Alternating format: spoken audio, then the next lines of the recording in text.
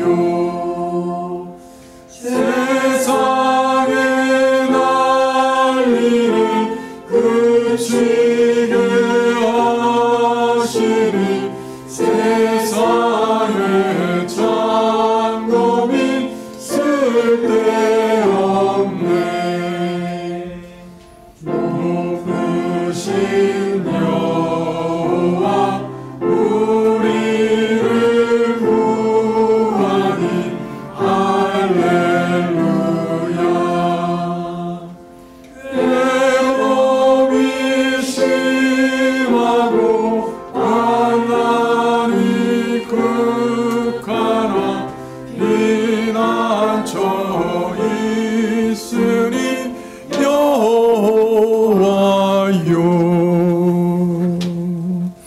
예, 배상열 집사님 우리 대표해서 기도해 주시겠습니다.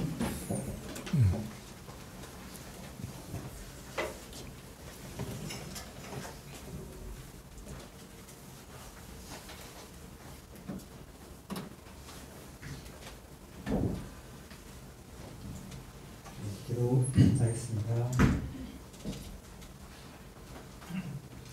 은혜와 사랑이 충만하신 하나님 아버지, 죄로 말미암아 성없던 저희를 불러주시고 여자씨보다 적은 믿음이라도 의롭다 하셔서 심판의 그날에 산 소망 있게 하심을 감사드립니다.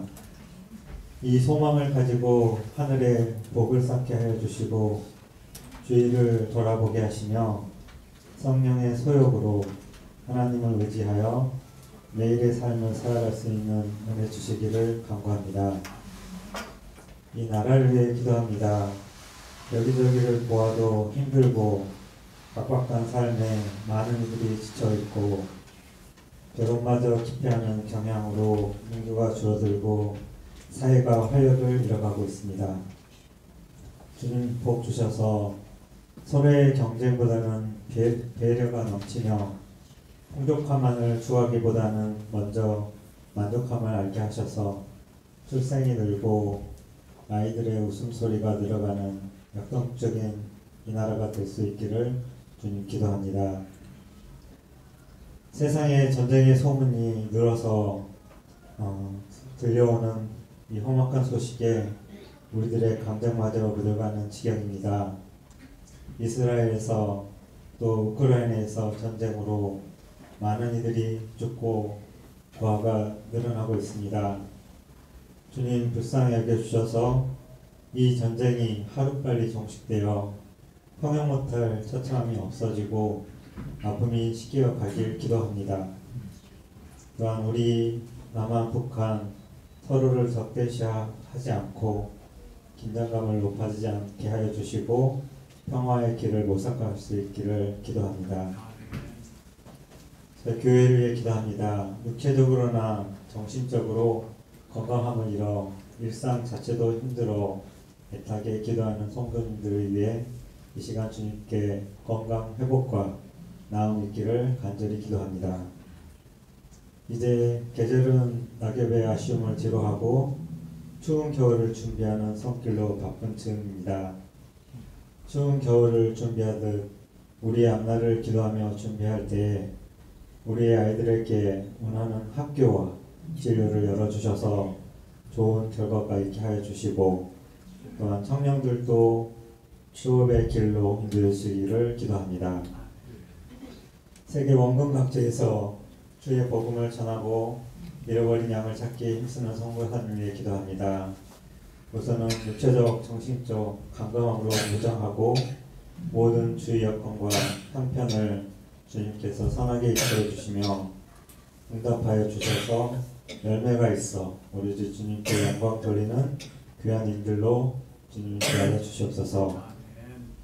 교회를 위해 물심양면 관심과 기도로 성도 돌봄에 힘써주시는 저희 목사님, 부목사님, 전도사님, 또 사역자님들이 우리 함께 하심을 또한 감사하고 무엇보다도 넘치는 건강을 주시고 이루고자 기도하고 노력하는 것들에 선의로 주님 응답하여 주시옵소서.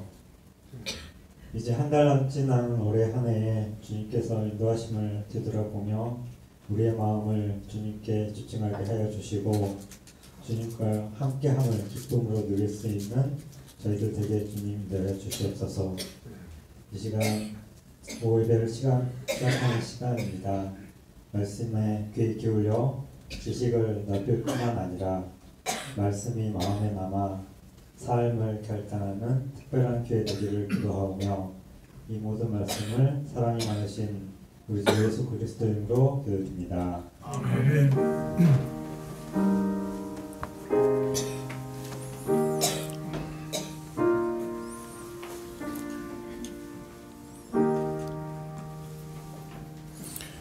예, 말씀은 사무엘하 19장 24절부터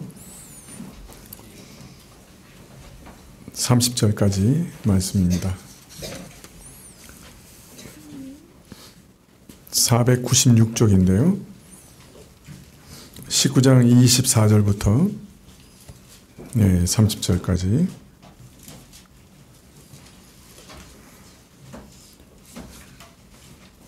사무엘하 19장 24절부터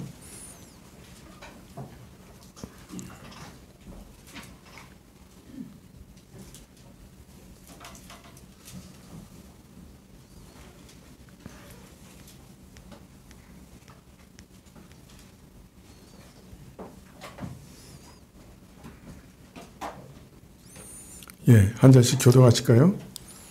19장 24절부터 사울의 손자 무비보셋이 내려와서 왕을 맞으니 저는 왕이 떠난 날부터 평안히 돌아오는 날까지 그 발을 맵시내지 아니하며 그 수염을 깎지 아니하며 옷을 빨지 아니하였더라.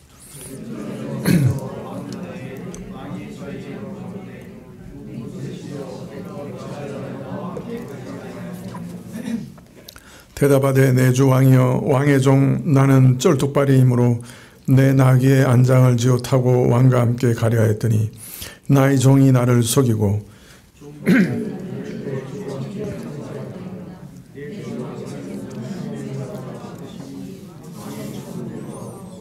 내 아비의 온 집이 내 주 왕 앞에서는 다만 죽을 사람이 되지 아니하였었나이까.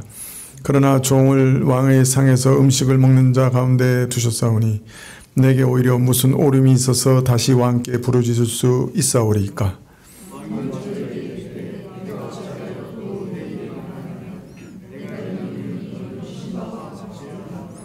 무비보셋이 왕께 고하되 내 주 왕께서 평안히 궁에 돌아오시게 되었으니 저로 그 전부를 차지하게 하옵소서 하니라.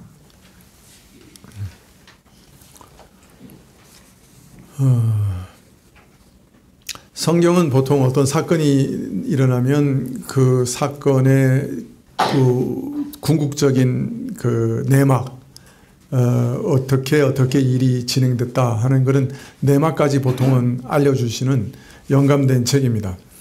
그런데 간혹 그 사건은 기록하셨는데 내막을 알려주시지 않는 경우가 있습니다. 특별히 사무엘하 같은 경우는 이런 사건들이 몇 개 기록되어 있어서 해석하기가 참 난감한 그런 대목이 있는데요. 오늘 우리가 읽은 이 무비보셋과 시바 사건도 상당히 그렇게 참 그 내막을 파악하기가 쉽지 않은 그런 사건이라고 할 수가 있습니다. 그래서 오늘 이 내막을 좀 알아내기 위해서 앞에 있었던 문맥부터 조금 잠깐 살펴보고 그 다음에 이제 온 이 사건에 대해서 살펴보려고 합니다. 이 전체적인 문맥은 다윗의 징계와 또 그 징계로 인한 사람들의 반응, 이것이 전체적인 지금 흐름인데요. 다윗이 이제 징계를 계속 당하고 있죠. 참 뼈가 부러질 정도로 참 고통스러운 치명적인 징계를 당했습니다. 참 밧세바를 범한 이후에 밧세바가 낳은 아들이 죽음을 당했죠. 압살롬의 누이 다말이 이복 오빠 암논에게 수치를 당하죠. 그 일로 인해서 맏아들 암논을 다윗은 잃게 되고 또 우여곡절 곳에 압살롬은 반역을 일으키게 되고 그 와중에 그 반역 와중에 친구 아이도벨의 배신을 당하고 시므이의 치욕적인 모독을 당하고 자신의 아내들이 백주의 모욕을 당하고 그리고 압살롬이 죽는 치명적인 슬픔을 당합니다. 다윗의 고난은 여기서 끝난 게 아니죠. 예루살렘으로 돌아가는 과정에서도 고난과 고통의 연속이라고 할 수 있습니다. 자, 그런데 이 과정을 통해서 또 하나 드러나는 건 뭐냐면 주변 사람들의 정체입니다. 어떤 사람은 충성된 자로 신실한 자로 드러나는 반면에 어떤 사람은 악하고 불충한 자로 드러납니다. 어려운 상황이 전개되자 사실은 다윗의 내부부터 정체가 드러나죠. 자신의 부패와 연약함이 드러납니다. 참 그 바세바와 죄를 범한 것을 감추기 위해서 그 모략으로 살인하는 그런 일까지 저지를 줄 다윗도 자기가 생각도 못했을 겁니다. 상상도 못했을 겁니다. 물론 이런 일이 없었으면 좋을 뻔했고 또 꼭 이런 일이 있어야만 자기 죄성을 아는 것도 아니지만은 다윗은 자신의 범죄로 말미암아 이전에는 도무지 알 수 없었던 자기의 깊은 악과 죄성을 깨닫게 되죠. 그래서 시편 51편에 보면 자기가 얼마나 타락한 자냐 고백하기를 자기가 죄 가운데 태어났으며 모친이 나를 잉태할 때 이미 나는 죄 가운데 있었다. 그렇게 고백합니다. 죄악의 뿌리가 그렇게 깊다는 거예요. 모태에 있을 때부터 태어날 때부터 이미 죄인이라. 어거스틴은 자기가 어미의 젖을 빨 때부터 그 어미의 젖을 깨물고 또 다른 젖을 자기 손으로 잡으면서 젖을 먹은 것을 말하면서 결코 어린아이라도 타락하지 않고 깨끗하거나 순진하거나 그렇지 않다. 사실 어린아이부터 사실은 타락했다 하는 것을 고백하고 있는데요. 다윗은 바로 자신의 그 범죄 가운데서 이런 치명적인 원죄의 세력을 발견하게 됩니다. 자, 그런데 이러한 죄의 세력은 그 맏아들 암논에서 그대로 드러나고요. 또 그 심기가 깊고 잔인한 압살롬에서도 발견됩니다. 그리고 압살롬의 이 죄성은 아비에게까지 반영하는 폐영무동한 범죄까지 이르게 되죠. 자, 이렇게 죄의 문제는 다윗 자신과 다윗의 가문에만 그러나 있었던 것은 아닙니다. 비록 사울의 뒤를 이은 이스보셋과 사울 왕가를 지탱하던 아브넬이 죽은 다음에 7년간의 동족 상잔의 분쟁이 해결되고 참 이스라엘이 하나 된 것 같이 보였지만은 그러나 한 번 고립해인 전쟁과 그 참화로 깊이 고립해인 이 이스라엘과 유다 간의 사이의 간극은 쉽사리 치료되지 않고 메워지지 않았습니다. 그저 속으로 숨겨져 있었고 기회가 되면 터져나올 뿐이었죠. 다윗이 압살롬의 반역을 인하여 피신할 때 사울 출신 지파인 베냐민 사람이요 사울과 가까웠던 시므이가 다윗에 대한 반감을 노골적으로 드러납니다. 다윗을 사울 왕가를 피로 무너뜨린 찬탈자라고 욕하며 저주하죠. 반란이 진압되어 돌아왔을 때 시므이는 1000명의 베냐민 사람들과 함께 다윗을 맞이합니다. 참 다윗 왕가에 대해 참 가지고 있는 속내를 숨기면서 거짓으로 용서를 구할 때 그러면서도 다윗 그 베냐민 지파의 세를 과시하는 시므이를 다윗은 용서하고 한 나라와 한 교회가 되기를 소원하는 자신의 마음을 보여줍니다. 그러나 이 간극은 쉽사리 치료되지 않죠. 이후에 19장 41절 이하에 보면 다윗 왕을 모시는 일을 두고 유다 지파와 이스라엘 지파 간에 분쟁이 생겼을 때 이것을 계기로 다시 이스라엘이 반역을 일으키는데 그때 주동자가 사울 지파 베냐민 사람 세바였습니다. 그러니까 계속 베냐민 그 사울의 지파인 베냐민에서는 이 바울을 배한시하고 저가 참으로 사울을 죽여서 그 나라를 찬탈한 자라고 그리고 그 아들도 죽인 자라고 그렇게 여기면서 다윗을 계속해서 반대했던 거죠. 그리고 이 베냐민 지파가 속해 있는 요셉 지파 또 이스라엘 북이스라엘이 계속해서 이런 갈등 간에 남아 있었던 것입니다. 그래서 사울 왕가의 잠존 세력이 사실은 다윗 왕가에게 있어서는 항상 긴장과 갈등을 불러일으키는, 분열과 혼란을 일으키는 위험 요소로 남아 있었던 것입니다. 자, 이처럼 다윗의 범죄함으로 인해서 다윗 자신 안에 있는 죄의 세력, 그리고 다윗 왕가 안에 있었던 그 위험 세력, 그리고 북이스라엘과 베냐민 가운데 있었던, 남유다 안에 있었던 이러한 위험 요소들이 다 드러나게 된 거죠. 그래서 이것이 꼭 나쁜 일만은 아니죠. 베냐민을 비롯한 이스라엘 지파와 특히 시므이로 대표되는 사울 왕가 잠존 세력의 정체가 이 일로 인해 드러나게 됐고, 그 결과 그것을 저들을 경계할 수 있게 된 것, 이것은 큰 유의라고 할 수 있습니다. 물론 아직 시므이와 같은 반대 세력들이 제거되지 못했고 또 여전히 남아있지만은, 그러나 경계할 수 있게 된 것만 해도 큰 유익인 것이죠. 우리 신자들에게 있어서도 죄의 정체가 드러나는 것은 큰 은혜입니다. 그 죄의 세력이 온전히 처리되지 못한 상황이라고 할지라도, 그것을 이제 경계할 수 있게만 됐다 할지라도 그것은 큰 은혜인 것이죠. 따라서 시므이의 정체가 드러나고 할 수 있게 된 것도 긍정적인 효과라고 할 수 있습니다. 나중에 솔로몬이 이 시므이를 처리하죠. 자, 다윗의 범죄와 징계를 통해 드러난 다윗 주변의 인간 군상들에 대한 얘기도 쭉 지금까지 이어져 왔습니다만, 자, 왜 다시 이 얘기를 오늘 다시 하느냐? 그것은 오늘 다룰 무비보셋과 그 종 시바의 사건을 이해할 때 이 성경 전체적인 흐름이 우리에게 매우 중요하기 때문에 그렇습니다. 다윗의 범죄로 인해서 일어난 환난과 연단은 다윗 주변의 사람들의 정체를 하나하나 들추어내는 역할을 하게 되었다 하는 것을 우선 기억하고 오늘 본문을 살펴보시면 좋겠습니다. 자, 오늘 본문에 나오는 무비보셋은 누구의 아들이죠? 예? 예? 사울 왕의 아들이죠. 사울 왕은 전사할 때 자기 아들들하고 함께 다 전사했어요. 요나단도 죽고 자기 아들들도 다 죽었죠.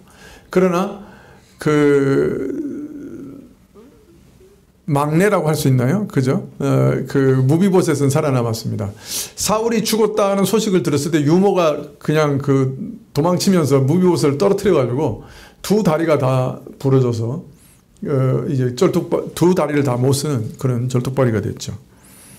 양발을 쓸 수 없는 불구자가 됐습니다. 다윗이 나중에 요나단에 대한 은혜를 갚고자 요나단의 남은 자손이 있는가 살폈을 때 그 사울의 그 손자인 무비보셋을 발견하죠. 그래서 이제 그를 데리고 옵니다. 그리고 그 시바가 관리하고 있었던 사울의 전 재산을 다시 무비보셋에게 돌려주고, 그 다음에 무비보셋은 자신의 그 다윗의 자식들이 먹는 상에 같이 먹을 수 있도록 자식과 같이 대우합니다. 자, 이런 은혜를 입은 무비보셋이었는데, 이 무비보셋이 다윗이 압살롬에게 쫓겨서 도망칠 때 함께 가지 않습니다. 그래서 그 사건이 이제 발단이 돼서 오늘 우리가 읽은 이 사건이 일어나는 거죠. 자, 다윗이 압살롬에게 쫓겨 예루살렘에서 막 급히 도피하고 있을 때 무비보셋의 종 시바가 두 낙이 가득 다윗 일행이 쓸 귀중한 식량을 싣고 찾아옵니다. 다윗을.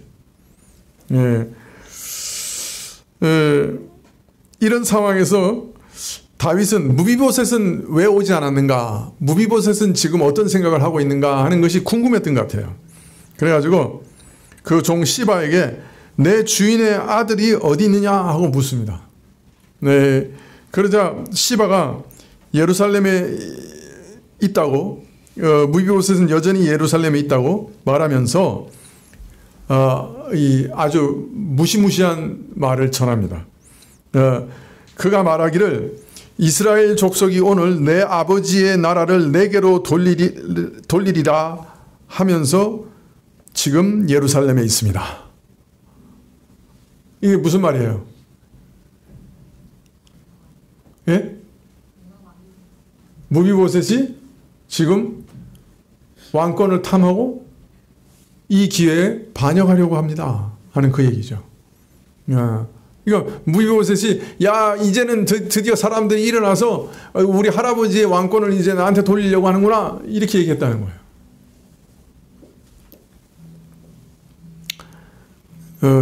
참소죠. 일종의 고자질이죠. 근데 이게 아주 무서운 고자질이에요. 그죠? 그 왕권을 넘본다는 얘기 아닙니까? 그죠? 이 말을 들은 다윗은 무비보셋이 이런 말을 한 것이 사실인지 아닌지 확인할 길이 없었지만은 시바에게 무비보셋의 모든 재산을 주겠다고 약속합니다. 왜 이렇게 했을까요?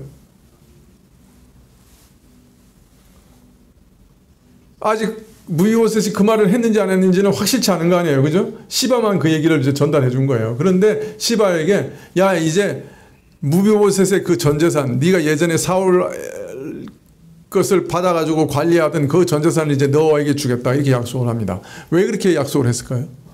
지난번에 설교할 때 다 말씀드렸는데 뭐 3년 전에 말씀드렸으니까 다 잊어버리셨겠어요. 왜 그랬다고요? 무비보셋을 보호하기 위해서.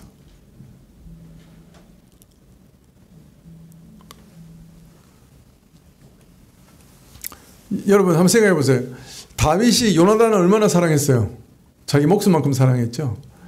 만일 무비보셋이 이런 말을 했다고 해서 다윗이 무비보셋을 죽이려고 할까요? 안 할까요? 아마 죽이려고 하지 않았을 거예요. 그마저도 용서했을 것 같아요. 다윗이라면.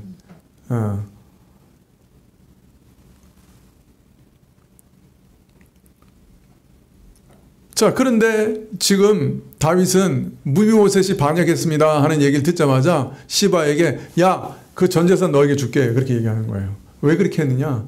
사실은 시바가 노리는 것을 허락함으로 무비보셋을 보호하려고 그렇게 한 거예요. 네. 자, 이 혼란 중에 무비보셋이 어떻게 될지 몰라요. 그죠? 쩔뚝거리고 지금 시바가 보호하고 있는데 시바가 와서 지금 무비보셋이 지금 반역을 일으킵니다 하고 지금 그죠? 고한 거 아니에요. 그러면 이제 정말 중요한 거는 무비보셋의 생명이에요. 네. 다윗은 시바가 원하는 것이 이전에 자기가 관리하던 사울의 전재산 자신의 것이나 마찬가지였는데 무비보셋이 다시 나타남으로 돌려주어야 했던 전재산임을 적각 알아차렸던 거죠. 만일 시바의 소원을 허락하지 않으면 어떻게 돼요? 시바는 어떤 일을 할지 모르는 사람이에요. 혼란 중에서 무비보셋을 살해하고 사고사로 죽었다고 말할 수도 있고요. 아니면은 무비보셋이 압살롬 지경으로 가서 압살롬을 지지하려고 해서 어쩔 수 없이 저를 처리했다고 나중에 고할 수도 있고요. 근데 더 무서운 것은 압살롬에게 가서 무비보셋이 혼란을 틈타 옛날에 사울 세력을 규합해서 자신의 아들을 이스라엘 왕으로 세우려고 합니다라고 은밀히 고변하면 어떻게 될까요? 압살롬이 무비보셋을 찾아가서 죽이겠죠. 자, 다윗이 이 변혁기에 혼란기에 무비보셋의 목숨을 살려놓고 싶으면 어떻게 해야 돼요? 시바의 소원을 바로 들어주는 거죠. 일단 들어주어서 시바가 이제 무비보셋의 생사에는 아무 관심이 없게 만들어야 되는 거죠. 시바가 원하는 걸 다 줘버리니까 무비보셋이 살았든 죽었든 그거 이제 상관없는 거예요. 그래서 무비보셋을 보호하려고 전재산을 시바에게 주겠다고 약속한 겁니다. 이해되시죠? 그러니까 다윗이 정신 나가서 그렇게 하는 게 아니에요. 그리고 잘못 판단해서 그렇게 한 게 아니고 시바의 말을 전적으로 신뢰해서 그렇게 한 것도 아니에요. 무비보셋의 생명을 보존하기 위한 다윗의 지혜였던 거죠. 시바에게 다 전재산을 넘겨줬죠. 자, 오늘 말씀은 예루살렘으로 항공하면서 다윗이 이제 무비보셋을 만나는 장면입니다. 24절에 보면 무비보셋은 자기가 마치 부모의 상을 당한 것처럼 다윗이 이 고난을 당하는 동안에 그 고난에 참여하려고 했어요. 그래서 꾸미지도 않고, 그죠? 심지어는 수염도 깎지 않고 옷도 빨지 않고 몇 달 동안 옷을 안 빨았으면 냄새 어땠어? 이게 뭐냐면 부모를 상을 당한 것 같은 그런 슬픔을 표시하는 거예요. 그래서 그런 고통을 당하고 그런 행색으로 다윗 앞에 나타난 거예요. 즉 왕의 고통에 자신도 동참하고 싶었다 하는 사실을 무언 중에 드러내고 있는 거죠. 이 옷도 안 빨고 수염도 이렇게 길고 그죠? 안 씻고 거짓골로 다윗 앞에 나타난 거예요. 다윗이 무비보셋에게 왜 나와 같이 피난 가지 않았느냐고 묻자 자신은 절뚝발이어서 시바에게 왕을 따라갈 수 있도록 나귀에 안장을 지어 그 위에 타고 왕과 함께 가려고 했는데 시바가 자신을 따돌렸고 그 나귀들의 음식물을 싣고 가서 자신을 영목죄로 왕에게 참소했다고 말합니다. 시바의 말과는 정반대의 말이죠. 그죠? 시바의 말과는 정반대의 말입니다. 어느 말이 맞는 걸까요? 시바는 지금 무비보셋이 이제 사람들이 자기 아들을 이제 왕으로 삼을 거다라고 좋아하고 있습니다라고 이제 고했던 것이고, 무비보셋은 시바가 내가 저 안장을 채워서 당신을 따라가려고 했는데 저를 내팽개치고 그 나귀에다가 음식물을 신고 당신에게 가서 나를 영모죄로 고발했습니다. 정반대 말을 하는 거예요. 그러자 다윗이 그리고 이제 모든 판단을 아주 겸손하게 다윗에게 맡깁니다. 다윗은 왕이시여 당신은 다 모든 걸 다 꿰뚫어 보는 분이시니까 가장 확실하게 재판에서 공의롭게 판단하실 줄 믿습니다 하고 이제 맡기는 거죠. 그리고 또 통상 이전 왕족을 다 도륙하는 전례에 비춰보면 자신은 이미 죽은 자와 같은데 그런 자신을 왕의 식탁에 앉혀주는 과분한 은혜를 이미 받았는데 뭘 더 바랄 수 있겠습니까? 참 지극히 겸손하게 좀 더 바랄 게 없습니다. 제가 그런 큰 은혜를 받았는데 뭐 더 큰 게 바랄 게 있겠어요? 라고 말을 덧붙입니다. 그러자 다윗이 왜 과거의 일을 새삼스럽게 또 말하느냐고 말하고, 무비보셋의 이 모든 말을 다 들은 다윗이 결정하기를 시바와 밧을 반씩 나눠 뭐라고 얘기합니다. 이전에는 시바에게 밧을 다 줬어요. 근데 지금은 이제 시바하고 무비보셋이 밧을 반씩 나누라고 그럽니다. 이게 무슨 황당한 이 생뚱맞은 판결을 어떻게 이해해야 되죠? 이 사건을 어떻게 이해해야 되죠?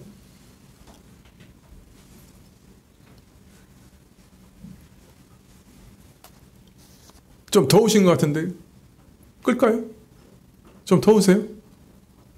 이렇게 재밌는 사건인데 다 조시는 걸 보면 이게 참 이렇게 재밌는데 저는 아주 재밌거든요. 이거 어떻게 이런 사건이 다 있냐 말이에요. 이런 생뚱맞은 판결이 다 있고.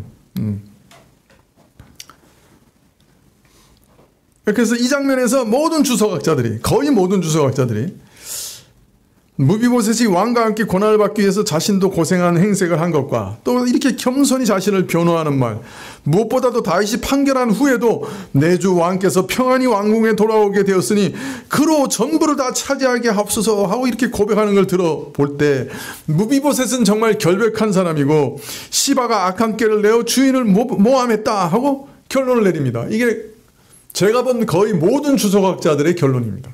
그러니까 누가 잘못한 거예요? 다윗이 잘못한 거예요.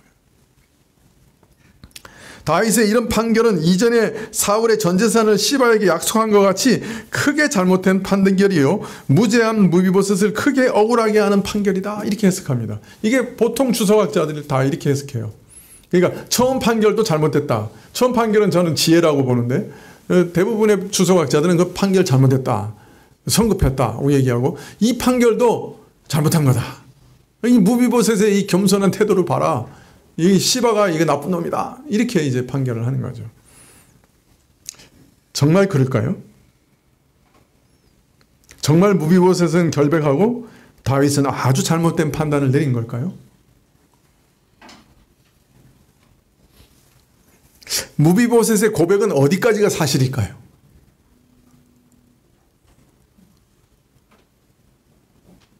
어디까지 사실이에요?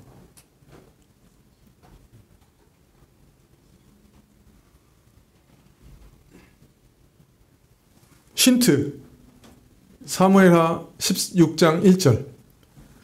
다윗이 마루턱을 조금 지나니 무시보셋의 사환 시바가 안장 지은 두 나귀에 떡 200과 건포도 100송이와 여름 실과 100과 포도주 한 가죽 부대를 싣고 다윗을 맞이했다. 여러분, 지금 장면이 상상이 가십니까? 나귀가 안장이 매여 있어요. 그 안장 위에 짐이 실려 있어요. 여러분, 보통 무거운 짐을 실을 때 나귀의 안장을 왜 얹어요? 안장은 사람이 타기 위해서 얹는 거예요. 그러니까 무거운 짐을 실으려면 안장을 벗겨내고 그 위에 무거운 짐을 싣는 게 당연한 것이고 통상 그렇게 하는 거예요.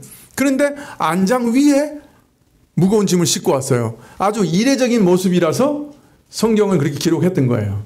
그리고 다윗도 아마 이걸 보았을 거예요. 그래서 이걸 기록하고 있는 거예요. 그러니까 무비보셋이 다윗을 따라가기 위해서 안장을 채우라고 말한 것까지는 사실인 거예요. 요까지가 사실이에요. 그죠? 그리고 안장을 채우다가 시바가 마음이 변한 거예요.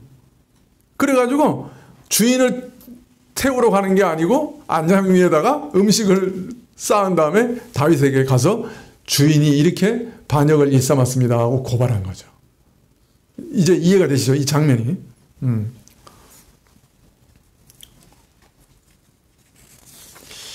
자, 그러면 사건의 전말은 무엇이었을까요? 안장을 채운 것까지는 사실이야. 그죠? 무비보셋이 다윗을 따라가려고 안장을 채운 것까지는 사실이야. 그러면 무비보셋이 정말로 순결하고 무비보셋이 정말로 이제 사람들이 내 아들에게 이제 이 왕권을 돌려주겠구나라고 기대했던 그 말은 했을까 안 했을까? 이게 관건이에요. 오늘의. 자, 투표. 무비보셋이 이 말을 했다. 아니다. 무비보셋이 그런 말을 안 했다.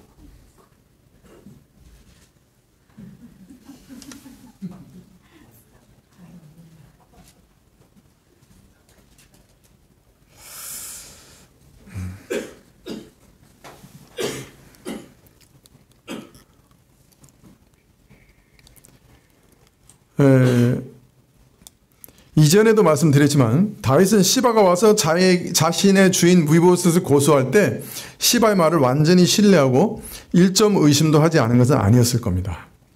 안장을 지은 나귀를 다윗도 눈여겨보았을 가능성이 높습니다. 그리고 무엇인가 이상하다고 눈치챘을 거예요. 아니, 안장이 있는데 거기다 짐을 싣고 왔어? 뭐가 이상하네? 눈치챘을 겁니다. 그리고 그걸 성경에 기록되어 있는 거죠. 그리고 이제 무비보셋을 만나 자초지종을 다 들은 후에는 시바가 주인을 버리고 혼자만 왔다는 것을 확인하게 되었을 겁니다.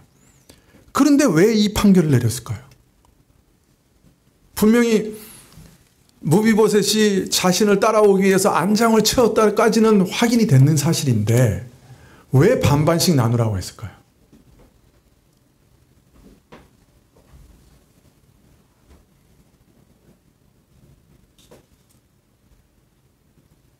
아니, 앞에서도 오리무중이더니 좀 더 진전이 됐는데도 여전히 오리무중이야, 이 판결은. 그죠? 재밌어요, 저는. 이런 거 나오면 아주 재밌어요.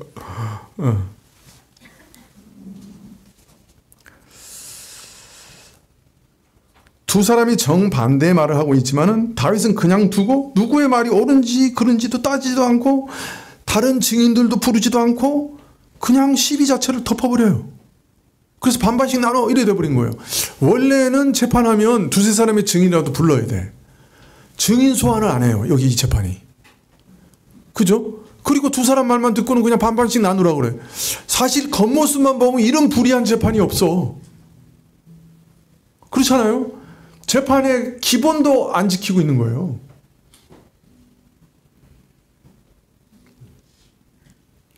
그러니까 주석학자들이 이런 다윗이 어떻게 이런 불의한 재판을 하는지 이렇게 재판을 어떻게 할 수 있어? 그러고 그냥 막 난리를 피는 거예요. 다윗이 왜 이랬을까요? 수많은 주석가들이 주장하듯이 매우 큰 실수를 지금 하고 있는 것일까요? 다윗은 무비보셋이 결박한 것을 알았지만은 시바가 어려울 때 큰 도움을 주었기 때문에 저의 공로를 지금 인정하고 있는 것일까요? 아니면 이미 뱉어놓은 말이 있어서 시바에게 전 재산을 주겠다 약속했기 때문에 체면을 세우려고 반이라도 시바에게 남겨준 걸까요? 아니면 시바도 베냐민 집하고 사울 왕에 의해 신하였기 때문에 저도 포용하기 위해서 두 사람 모두가 승낙할 수 있는 타협책을 낸 걸까요? 모든 질문에 예라고 대답할 수 있습니다. 이런 주장이 맞는 말일 수도 있습니다. 근데 한번 생각해 보십시오. 무비보셋은 오늘 시바가 자신을 무고했다고 주장하고 있습니다. 성경에서 이 무고죄는 매우 심각한 죄입니다. 신명기 19장 18절 이하에 보면 재판장은 자세히 사실하여 그 증인이 위증인이라 그 형제를 거짓으로 무함한 것이 판명되거든 그가 형제에게 행하려고 꾀한 대로 그에게 행하여 너희 중에서 악을 지하라. 만약 저 사람이 살인죄를 지었습니다 하고 무고를 했어요. 그게 밝혀지면 그 무고한 사람을 살인죄로 처형하라는 거예요. 지금 이 사람이 반역죄입니다 라고 무고를 한 거예요. 그죠? 무비보셋이 무고했다고 지금 얘기하고 있는 거예요. 그러면 시바가 무고한 것이 드러나면 누가 죽어야 되는 거예요? 반역죄로. 시바가 죽어야 되는 거예요. 무비보셋이 그 말을 했다고 그러면 누가 죽어야 돼? 무비보셋이 죽어야 되고.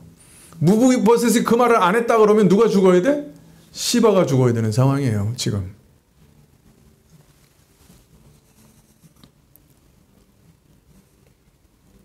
자,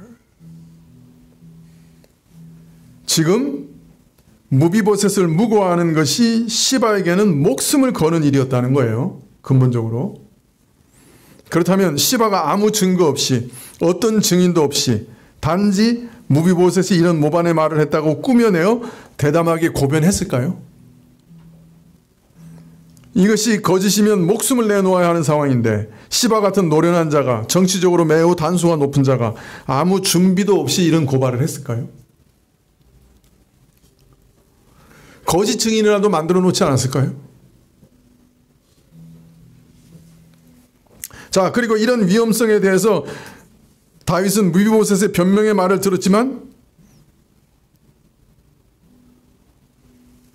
이 일을 계속 추적하다 보면 어떤 엉뚱한 일이 벌어질지 모른다고 하는 것을 직감하지 않았을까요?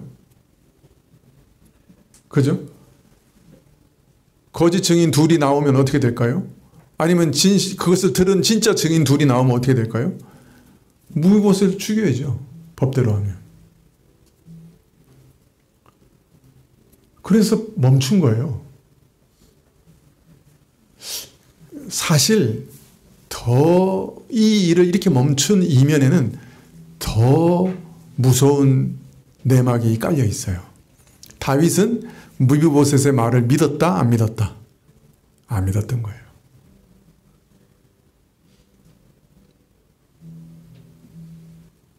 더 들춰내다가는 새로운 증인들이 나타날 것을 알고 있었던 거예요. 그래서 멈춘 거예요.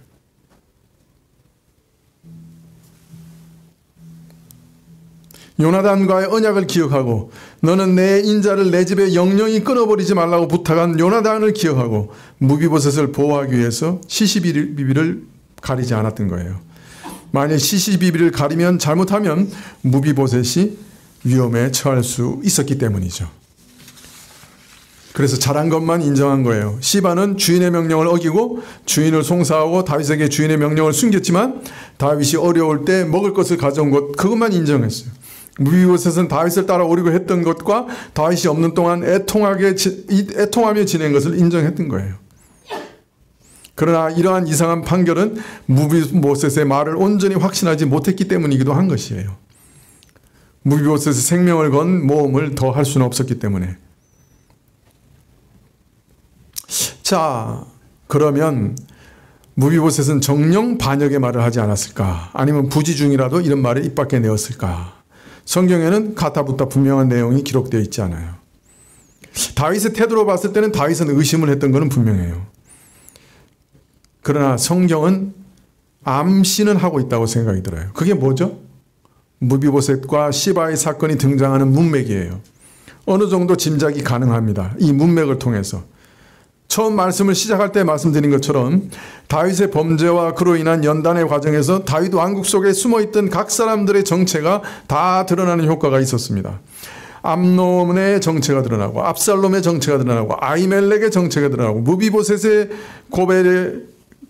대한 고벨이 기록되고 시므의 정체가 드러나고 요압의 정체가 드러나고 이스라엘 모든 족속들의 정체가 드러납니다. 이런 문맥을 보면 무비보셋이 이스라엘 족속이 오늘 내 아버지의 나라를 내게 돌리리라고 기대 섞인 말을 했다는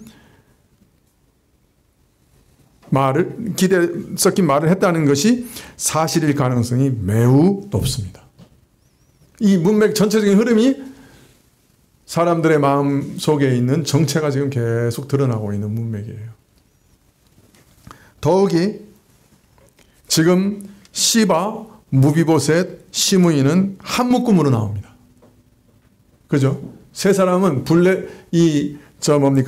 사울 왕의 남은 계보로, 남은 세력으로서 지금, 그죠? 요셉 지파의 남은 세력으로서 이렇게 딱 등장하고 있는 거예요. 물론 사건이 연속해서 일어났기 때문에 연속해서 기록했다고 볼 수도 있지만은 여하튼 세 사람은 사울 왕과의 관계 가운데 한 묶음으로 기록되어 있어요.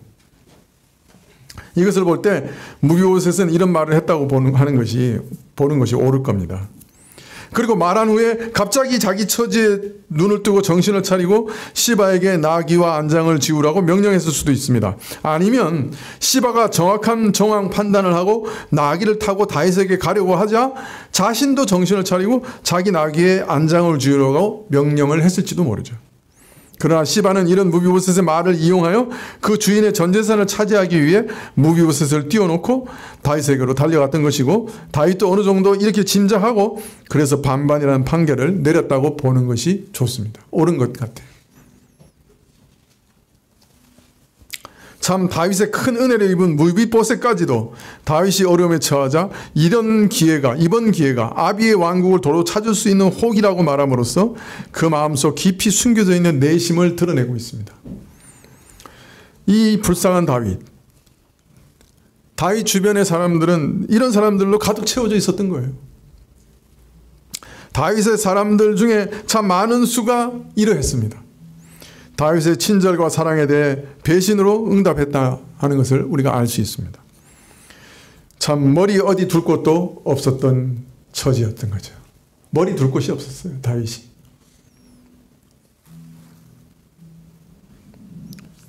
무비보셋의 겸손한 말에 속으면 안 됩니다. 수많은 주석가들처럼 무비보셋의 이 겸손한 말에 속으면 안 돼요.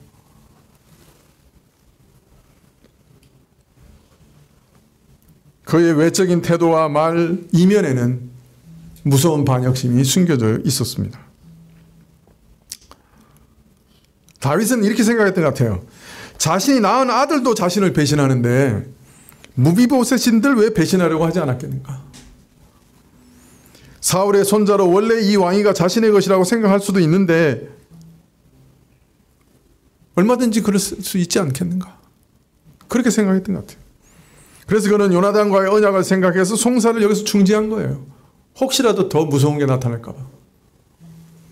물론 이런 판결에는 베냐민과의 재통합을 고려하는 그런 화합의 조치를 또한 포함하고 있다고 할 수 있겠죠. 여하튼 중요한 결과는 이로써 무비보셋의 재산은 일부를 잃었지만은 무비보셋이 다윗의 국률로 인해 생명을 얻었고 어쩌면 왕궁에서의 존귀한 지위도 유지했으리라 짐작할 수가 있는 것이죠.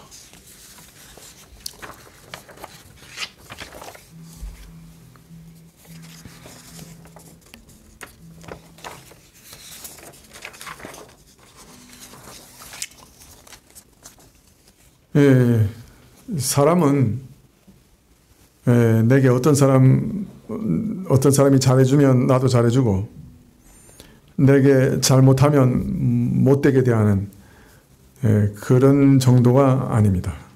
사람은 내게 잘해주어도 더 잘해주지 않는다고 원망하고 열을 잘해주다가 하나를 못해주면 그 하나의 앙심을 품고 77배로 보복하는 것이 우리 인생입니다.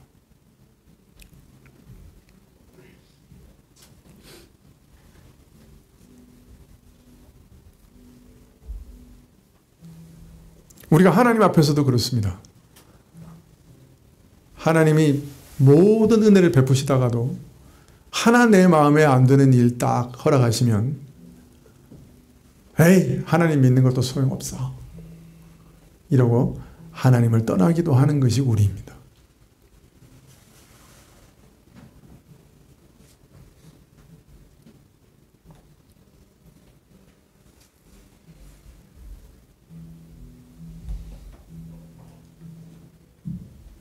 그래서 우리가 사람들에게 사랑을 베풀 때, 선을 베풀 때 내가 이렇게 사랑을 베푸니, 이렇게 선을 베푸니 저들이 나를 선대하리라, 나를 사랑하리라 기대하면 안 됩니다. 그것은 사람이 어떤 존재인지 잘 알지 못하는 어리석은 생각일 뿐입니다. 대단히 죄송한 말입니다만은 자식에게도 이런 기대하지 마십시오. 내가 자식을 이렇게 사랑하고 이렇게 위하고 이렇게 헌신했으니 자식이 나를 잘 대해주고 나에게 효도하리라. 미안합니다. 사람은 그런 존재가 아닙니다. 100을 잘해주다가 하나 잘못해주면 그 하나 잘못한 거 가지고 원망하고 앙심을 품는 게 사람이에요. 아니, 100을 잘 해줘도 100 하나를 잘 해주지 않았다고 앙심을 품는 게 사람입니다. 당연히 죽였어야 하는 자를, 그죠? 살려주었을 뿐 아니라 재산을 다 돌려주고 심지어는 자식처럼 왕의 상에 앉혀서 먹이기까지 했지만은, 그러나 속으로는 내가 왕이 되었어야 하는데, 우리 할아버지가 왕이었는데 라고 생각하고 있었던 거예요. 이게 사람이에요.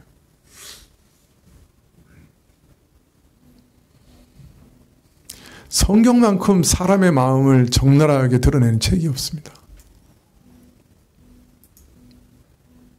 이게 우리가 하나님을 대하는 방식입니다. 100을 잘해줘도 하나만 잘못하면 하나님은 원망하고, 100을 잘해줘도 100 하나를 안 해준다고 원망하는 것이 우리입니다.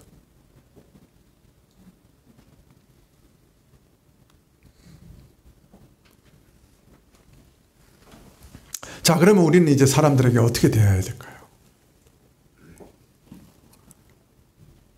원래 사람들은 나이처럼 배은망덕한 자들이니 머리 검은 짐승은 걷어서는 안 돼!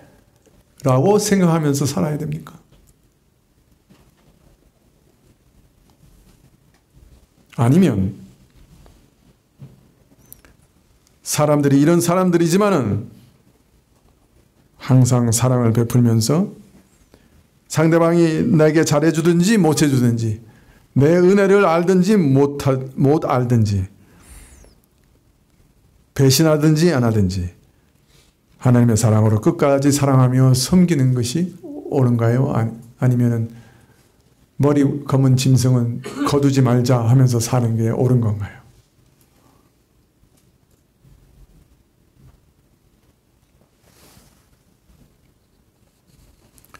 내가 이렇게 사랑해도 저들은 나를 얼마든지 배신하고 박해할 수 있다 생각하며 사랑해야 하는 것이 신자입니다. 왜 이렇게 해야 됩니까? 하나님께서 바로 이런 사랑을 지금도 베푸시는 분이기 때문에 그렇습니다. 누가복음 6장 32절에 이런 말씀이 있습니다. 너희가 만일 너희를 사랑하는 자를 사랑하면 칭찬받을 것이 무엇이뇨? 죄인들도 사랑하는 자를 사랑하느니라.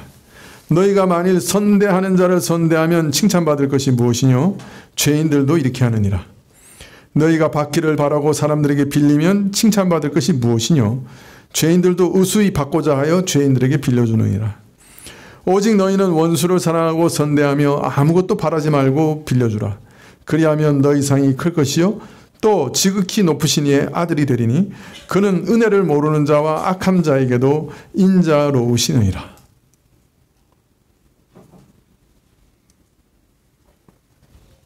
하나님을 은혜를 모르는 자와 악한 자에게도 인자스러운 분이라고 말씀합니다. 하나님은 너무나 위대하시고 너무나 충만하시고 너무나 크시고 너무나 영광스러우시기 때문에 우리 인간의 어떠함에 전혀 좌우되지 않으시는 분이라고 말하고 있습니다.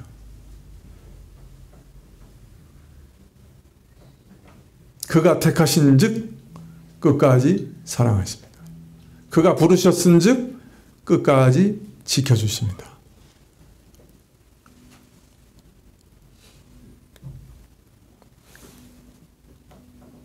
그는 영원히 흘러내리는 선의 샘이요 무한한 축복의 근원이요 유일한 복의 근원이십니다. 모든 사랑과 선의 원천입니다.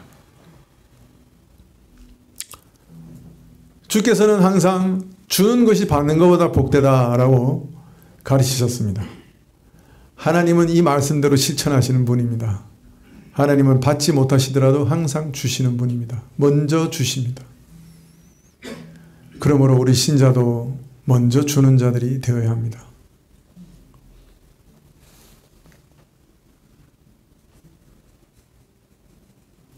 다른 사람들에게 받지 못해도 값없이 다른 사람들에게 나눠주는 것, 이것이야말로 가장 존엄하고 고귀한 복입니다. 아니, 다른 사람의 미움과 배신과 악함을 손으로 갚는 이것이 하나님을 닮는 최고의 복입니다. 원수도 사랑할 수 있으면 그는 하나님의 자녀로서 그 아름다운 형상을 증거하고 있는 것이지요. 그가 하나님의 자녀인 것을 증거하고 있는 것이죠. 최고의 복이죠.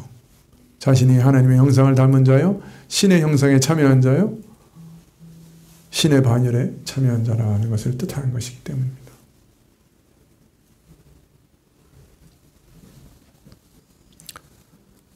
우리도 하나님의 아들이요 딸이므로 아무것도 바라지 않고 선을 행하며 원수까지 선대하는 자가 되기를, 하나님을 닮은 자가 되기를 하나님 바라십니다.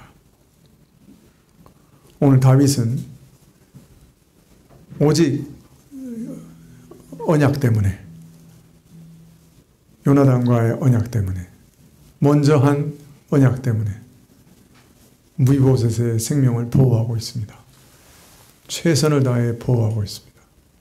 그리고 여전히 그에게 재물을 남겨주고 영광된 지혜를 남겨주고 있습니다.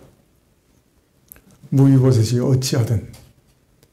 어찌했든 상관없이 다윗은 사랑의 맹약을 지키고 있습니다. 하나님도 그러신 분입니다. 구원의 언약을 우리에게 주시고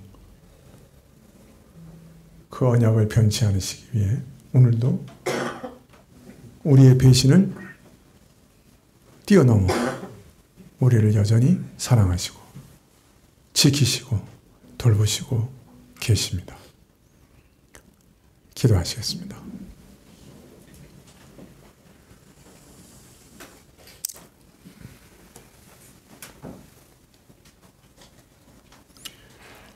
주여, 우리도 주를 닮게 해주시고 참 먼저 주는 자 되게 해주시고 모든 사람을 사랑으로 대하는 사람이 되게 해주십시오. 나를 사랑하는 자를 사랑하는 것은 세상의 모든 일반적인 사람들도 하는 행위이지만은 나를 미워하고 박해하는 자를 사랑하는 것은 하나님의 자녀들만 할 수 있는 일이라 하셨습니다. 저희가 하나님의 자녀로서 아름다운 성품을 드러낼 수 있는 은혜를 얻게 하여 주시옵소서. 예수님의 이름으로 기도합나이다. 아멘. 하늘에 계신 우리 아버지시여, 이름이 거룩히 여김을 받으시오며 나라의 마옵시며 뜻이 하늘에서 이룬 것 같이 땅에서도 이루어지이다. 오늘날 우리에게 일용할 양식을 주옵시고 우리가 우리에게 죄 지은 자를 사하여 준 것 같이 우리 죄를 사하여 주옵시고 우리를 시험에 들게 하지 마옵시고 다만 악에서 구하옵소서. 대개 나라와 권세와 영광이 아버지께 영원히 있사옵나이다. 아멘. 네.